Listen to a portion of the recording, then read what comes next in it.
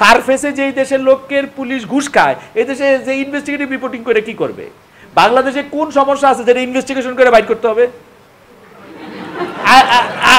এবং কোন কোন মানে আপনারা কোন সারফেসের রিপোর্টটা আপনারা করতে চেষ্টা করছেন যেটা আপনারা করতে পারেন নাই?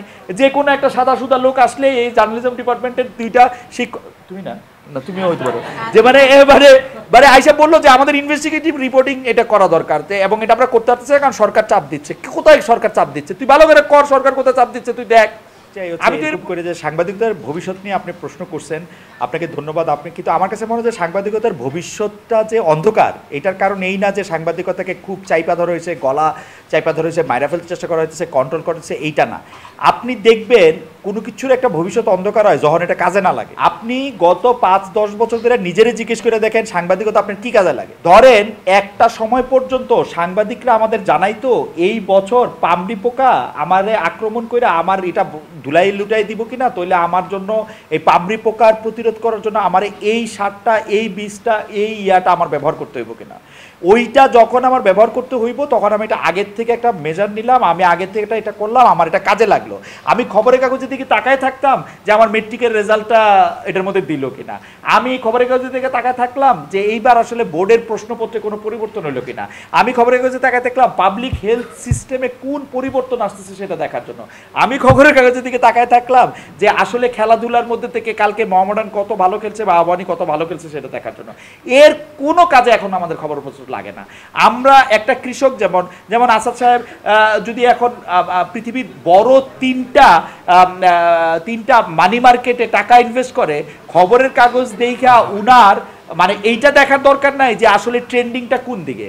আপনি পলিটিক্সের কথা কইতেছেন যে হ্যাঁ পলিটিক্সে মনে হয় যে বাংলাদেশের সাংবাদিকতার একটা মুক্ত ইয়া দিলে খুব ভালো পলিটিক্যাল সাংবাদিকতা করে ফেলে, তো করতো না কিন্তু আসলে এগুলি বলে যে আমরা ইয়ার জন্য করতে পারতেছি না, যে আমাদেরকে আটকায় রাখে সেন্সরশিপ, আমাদেরকে এটা করতে দিচ্ছে না, এটা করতে দিচ্ছে না, এই পর্যন্ত তো দেখলাম না করতে দিচ্ছে একটা চেষ্টা ভালো করে।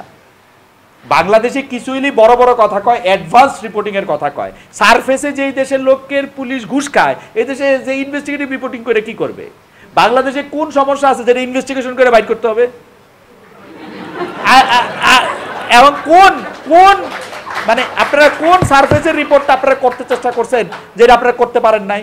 যে কোনো একটা সাদা সুদা লোক আসলে এই জার্নালিজম ডিপার্টমেন্টের দুইটা শিক্ষক, তুমি না না তুমিও হইতে পারো, যে মানে এবারে আইসা বললো যে আমাদের ইনভেস্টিগেটিভ রিপোর্টিং এটা করা দরকার, এবং এটা আমরা করতে পারতেছি কারণ সরকার চাপ দিচ্ছে। কোথায় সরকার চাপ দিচ্ছে? তুই ভালো করে কর, সরকার কোথায় চাপ দিচ্ছে তুই দেখ।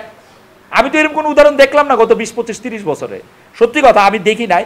এবং তার চেয়েও বড় কথা হলো আমাদের এখন যদি ম্যাস পিপলের কাছে যদি যারা আমাদের ভোক্তা, যারা আমাদের ক্লায়েন্ট, তাদের কাছে যদি আমরা কাজের না হয়ে উঠি, আমরা যদি তাদের কাজে না লাগে, ও যদি আমার জন্য ওয়েট না করে যে ঠিক আছে আমাদেরকে ওই ভদ্রলোক একটা নতুন সংবাদ এটা করে ছাপাইয়া আমাদেরকে দেখাবে যে আমাদের দেশে যদি এই মেজারটা না নেওয়া হয় ঢাকা শহরের অর্ধেক হাসপাতালে এই প্রবলেমটা হবে, এটা আমার জন্য কাজে লাগলো, তাই না?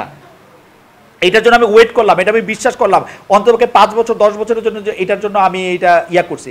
এখন ঘটনা হইতেছে সরকারের এস আলমের টাকা লয়ে ভেঙে গেছে, ওইটা দেখাইতে হইলো আমাদের যে ইনভেস্টিগেশন করা দরকার ছিল। আমি বলবো যে এইটার ইনভেস্টিগেশন কিন্তু হয়েছে, ওই আমলের মধ্যে হয়েছে, চেষ্টা করে হয়েছে, কষ্ট করে হয়েছে, লাথি গুতা খাইয়েই হয়েছে।